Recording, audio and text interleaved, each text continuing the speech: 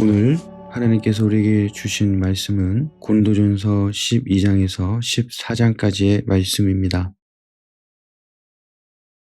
형제자매 여러분, 신령한 은사들에 대하여 여러분이 모르고 지내기를 나는 바라지 않습니다. 알다시피 여러분이 이방 사람일 때에는 여러분은 이리저리 끄는 대로 말 못하는 우상에게로 끌려다녔습니다. 그러므로 나는 여러분에게 알려드립니다.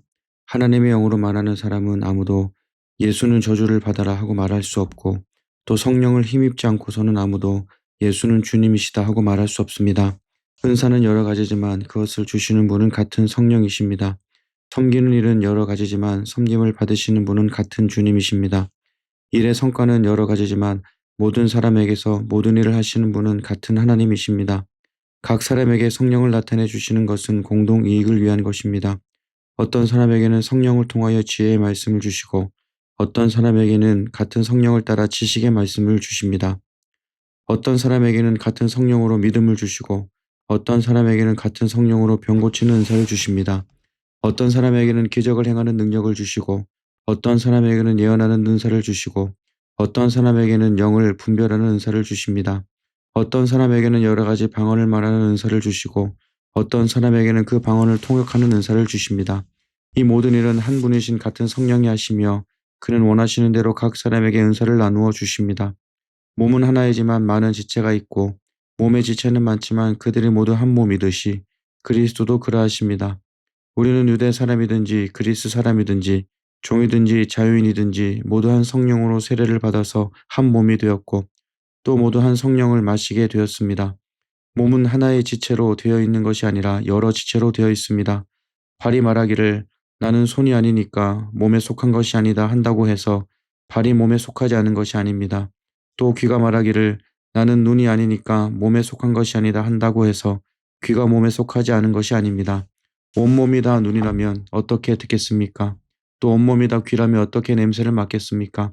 그런데 실은 하나님께서는 원하시는 대로 우리 몸에다가 각각 다른 여러 지체를 두셨습니다.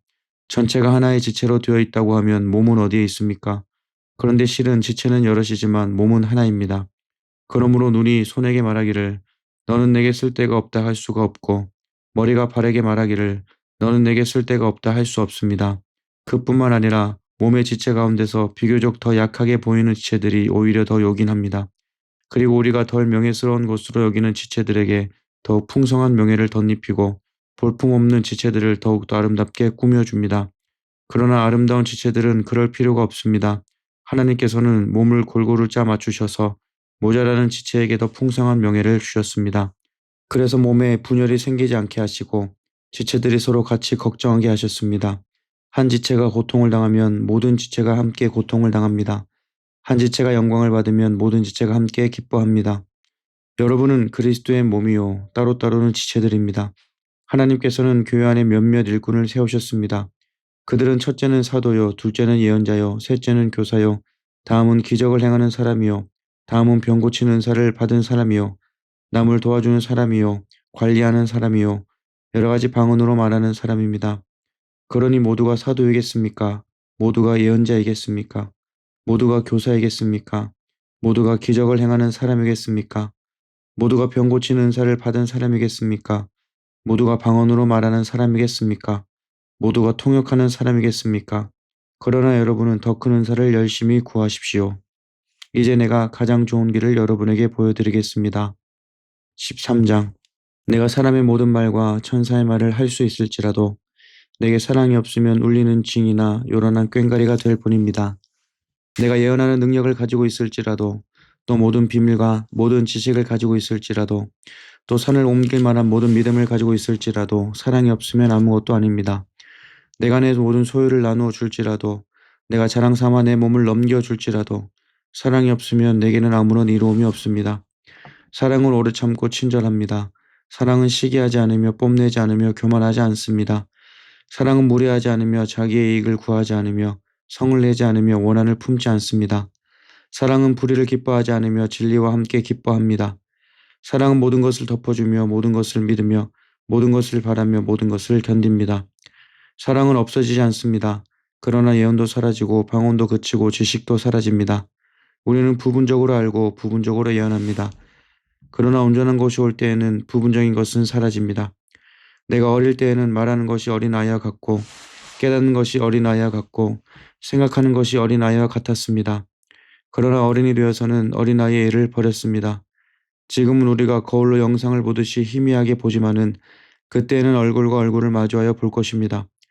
지금은 내가 부음밖에 알지 못하지만은 그때에는 하나님께서 나를 아신 것과 같이 내가 온전히 알게 될 것입니다. 그러므로 믿음, 소망, 사랑 이 세 가지는 항상 있을 것인데 그 가운데서 으뜸은 사랑입니다. 14장 사랑을 추구하십시오. 신령한 은사를 열심히 구하십시오. 특히 예언하기를 열망하십시오.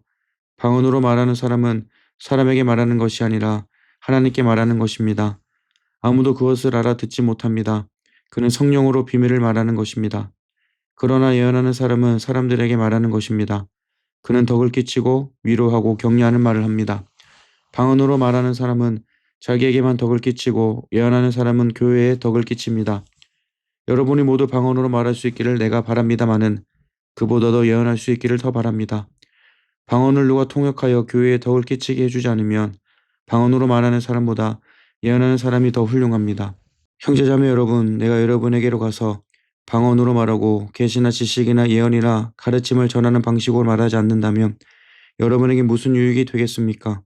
필이나 검은고와 같이 생명이 없는 악기도 각각 음색이 다른 소리를 내지 않으면 피를 부른 것인지 수금을 타는 것인지 어떻게 알 수 있겠습니까? 또 나팔이 분명하지 않은 소리를 내면 누가 전투를 준비하겠습니까? 이와 같이 여러분도 방언을 사용하기 때문에 분명한 말을 하지 않는다면 그 말이 무슨 뜻인지 남이 어떻게 알겠습니까? 결국 여러분은 허공에다 대고 말하는 셈이 될 것입니다.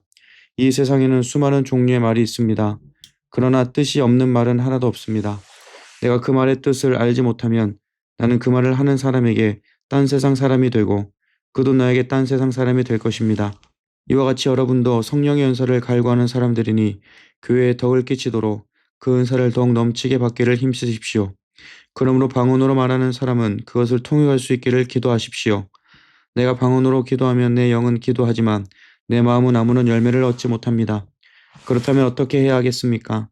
나는 영으로 기도하고 또 깨친 마음으로도 기도하겠습니다. 나는 영으로 찬미하고 또 깨친 마음으로도 찬미하겠습니다. 그렇지 않고 그대가 영어로만 감사를 드리면 간 믿기 시작한 사람은 그것이 무슨 뜻인지를 알아듣지 못하므로 어떻게 그 감사 기도에 아멘하고 말할 수 있겠습니까? 그대가 훌륭하게 감사 기도를 드린다고 해서 다른 사람에게는 덕이 되지 않습니다. 나는 여러분 가운데 누구보다도 더 많이 방언을 말할 수 있음을 하나님께 감사합니다. 그러나 나는 방언으로 만마디 말을 하기보다도 다른 사람을 가르치기 위하여 나의 깨친 마음으로 교회에서 5마디 말을 하기를 원합니다. 형제자매 여러분, 생각하는 데는 아이가 되지 마십시오. 악에는 아이가 되고 생각하는 데는 어른이 되십시오. 율법에 이렇게 기록되어 있습니다. 주님께서 말씀하시기를 내가 방언을 하는 사람의 혀와 딴 나라 사람의 입술로 이 백성에게 말할지라도 그들은 나의 말을 듣지 않을 것이다 하셨습니다. 그러므로 방언은 신자들에게 주는 표징이 아니라 불신자들에게 주는 표징이고 예언은 불신자들에게 주는 것이 아니라 신자들에게 주는 것입니다. 온 교회가 한자리에 모여서 모두가 방언으로 말하고 있으면 간 믿기 시작한 사람이나 믿지 않는 사람이 들어와서 듣고 여러분을 미쳤다고 하지 않겠습니까? 그러나 모두가 예언을 말하고 있으면 간 믿기 시작한 사람이나 믿지 않는 사람이 들어와서 듣고 그 모두에게 질책을 받고 심판을 받아서 그 마음속에 숨은 일이 드러나게 됩니다. 그래서 그는 엎드려서 하나님께 경배하면서 참으로 하나님께서 여러분 가운데 계십니다 하고 환히 말할 것입니다. 그러면 형제자매 여러분 어떻게 해야 하겠습니까? 여러분이 함께 모이는 자리에는 찬송하는 사람도 있고 가르치는 사람도 있고 하나님의 계시를 말하는 사람도 있고 방언으로 말하는 사람도 있고 통역하는 사람도 있습니다. 모든 일을 남에게 덕이 되게 하십시오. 누가 방언으로 말할 때에는 둘 또는 많아야 셋이서 말하되 차례로 말하고 한 사람은 통역을 하십시오. 통역할 사람이 없거든 교회에서는 침묵하고 자기에게와 하나님께 말하십시오. 예언하는 사람은 둘이나 셋이서 말하고 다른 이들은 그것을 분별하십시오. 그러나 앉아있는 다른 사람에게 계시가 내리거든 먼저 말하던 사람은 잠잠하십시오. 여러분은 모두 한 사람씩 한 사람씩 예언을 할 수 있습니다. 그래야 모두가 배우고 권면을 받게 됩니다. 예언하는 사람의 영은 예언하는 사람에게 통제를 받습니다. 하나님은 무질서의 하나님이 아니라 평화의 하나님이십니다. 성도들의 모든 교회에서 그렇게 하는 것과 같이 여자들은 교회에서는 잠자코 있어야 합니다. 여자에게는 말하는 것이 허락되어 있지 않습니다. 율법에서도 말한 대로 여자들은 복종해야 합니다. 배우고 싶은 것이 있으면 집에서 자기 남편에게 물으십시오.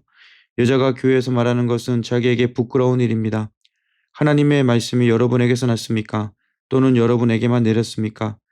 누구든지 자기가 예언자이거나 성령을 은사로 받은 사람이라 생각하거든 내가 여러분에게서 보내는 이 글이 주님의 명령이라는 것을 알아야 합니다.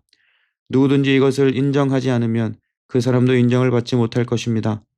그러므로 나의 형제자매 여러분, 예언하기를 열심히 구하십시오. 그리고 방언으로 말하는 것을 막지 마십시오. 모든 일을 적절하게 하고 질서 있게 해야 합니다. 아멘. 오늘도 행복한 하루 보내시기를 바랍니다.